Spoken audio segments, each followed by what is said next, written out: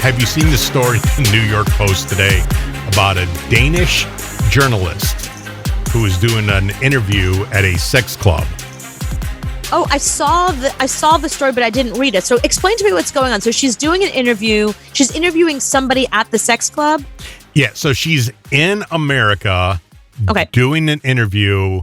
Well, no, it's a club near Copenhagen. Sorry. So I guess she's in Copenhagen. She's doing an interview for the radio, for Radio 4 in Denmark. Okay. So she's sitting there talking to the guy, interviewing him, saying, what's it like being in the swingers club and how often do you do this? 5 minutes into the interview, they're doing it. What? Yeah. And the recorder is still going.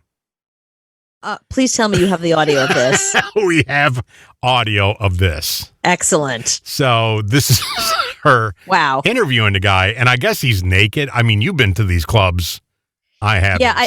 Well, let me preface it by saying that I had a boss who frequented sex clubs, and this was like when bosses were still able to ask you to do stuff like this, and it wasn't sexual harassment. I was really close with my boss.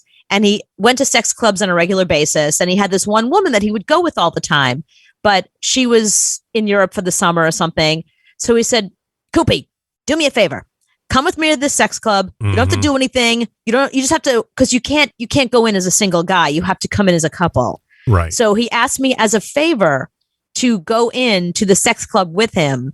And he went into several rooms, but he went into one room, and I didn't want to watch my boss have sex, obviously. There were people walking around naked. Everybody was naked except for me. I had a towel wrapped around me because they give you a towel when you walk in. Right. Because you can't have your clothes on. So you have to take your clothes off, but they do give you a towel. So I was wrapped in a towel, sitting at the breakfast bar, eating eggs. Yeah, there's food. Yeah, there's food because there's no alcohol because it's a sex club and it's New York. So I sat down at the breakfast bar and I had some scrambled eggs and asked the naked guy next to me to pass the salt. And it was just like this really, but it was weird. Like the message was clear to people that I was not there for sex because I was eating eggs wrapped up tightly in a towel. So in a corner shaking. So nobody approached me. But apparently this boss of mine, this is what he does. He goes on a regular basis. They knew his name. He had like a punch card, like it was Subway, like a membership thing. It's like the fourth time you get in free. Right, exactly. Like your 10th hump, you get in free after the 11th. So, I mean, it was kind of crazy. And one day I'll tell you the full story because there were a lot of funny things that went on at the club. But people are literally just walking around naked like it's no big deal. Okay, so she's there with a microphone, interviewing people for the sex club. Okay. Explicit content. Yes, so warning. Warning. Yeah, warning.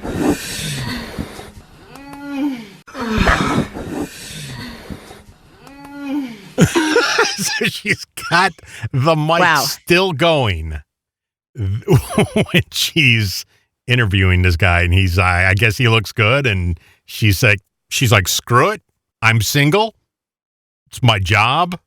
It's a sex club. I guess I got to do it. Well, it's not her job to have sex with a guy at a sex club on tape, but I mean, good for her. Good for committing to the bit. That's one of the things they tell you in radio. You got to commit to the bit. So yeah. I'm impressed with that aspect of it. And look, you're right. I mean, hopefully they were practicing safe sex. Hopefully they were practicing safe radio. But look, she'll be remembered for this. Right. Did she cross the line though when it comes to being a journalist? Well, yeah, because the idea of being a journalist, you're supposed to be an outside observer. You're not supposed to participate. Like if I'm a journalist and I'm there, I don't know, let's say there's a rally or something and people are picketing or they're running around with signs. I'm not expected to pick up a sign and then go join the march. I'm there to cover the march, not to be part of the march. Yeah, but if you're part of the march, you can give a different perspective to the story. But then that's not journalism. Listen, they do have embedded journalists that do things, but this wasn't that. She wasn't like embedded in the sex club where she was trying to, I don't know, out some sex ring that's going on there. No, she was interviewing the guy. She probably chose the guy. She thought he was hot. And while she was interviewing him, he made a pass at her and she was like, sure. And she didn't turn off her microphone for some bizarre reason. Yeah, because I keep thinking back, okay, if I'm this girl's boss, do I fire her for taking part in it? And I don't think I do. I mean, it was consensual. She's not dating. She's not married. Was it live? Was it live on air? No, it wasn't live on air. It was recorded, but she didn't hit stop. She just kept the tape going. So I can imagine the poor editor going, the hell is this? Okay, but so that's the point. So does she get in trouble? No, because it wasn't live. So the actual edited piece was possibly just her interviewing people at the sex club, and that was it. Mm-hmm. And then this somehow got released because they probably made a decision that her going to a sex club is not interesting because anybody can go to a friggin' sex club. Releasing her having sex at the sex club is really what's going to get them attention, international attention, because here we are talking about them. Yeah, Radio 4 in Denmark, you've never heard of them until today. Right. And now you're like, I want to send that place my resume. Right. Because I want to work there now. Right. That place sounds amazing. Big news last week was the Friends reunion.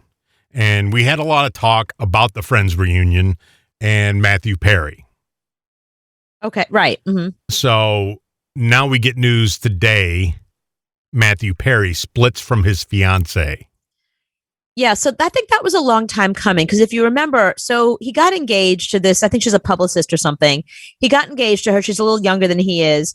And then it came out that he was on Raya, which is that dating site for famous people and people like, socialites or whatever, and really super hot women. It came out that he was on Raya kind of trolling women. Like he was trolling this like 19-year-old girl who thought it was funny and was like making fun of him. Remember that video that went viral and she got kicked off of Raya because you're not supposed. Yeah, because they met on Raya and then they got off Raya and they were like talking on FaceTime or something. And she released the FaceTime video and Raya was like, you're out of here.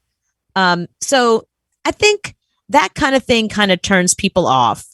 The producer of the Friends reunion came out and said, listen, to everybody who is concerned about Matthew Perry, who's like giving him crap, I was waiting for him to say on the set, he was blank or he was, defending him at the reunion. It's not what he said. What he said was Matthew Perry has always been one of my favorite people to work with. He was always so funny on set. We've always had so much fun, talking about him in the past, not acknowledging the bizarre way he was speaking and the fact that he barely spoke the whole reunion. So we wanted the producer of the reunion to tell us about that experience that we're all commenting on. We know you liked working with him. Mm-hmm. This isn't telling us anything new, but he felt like he had to step in and defend him because people were coming down on Matthew Perry going, is he drunk? Is he high? What's wrong with him? He was high. I mean, you could tell he was high when he was there.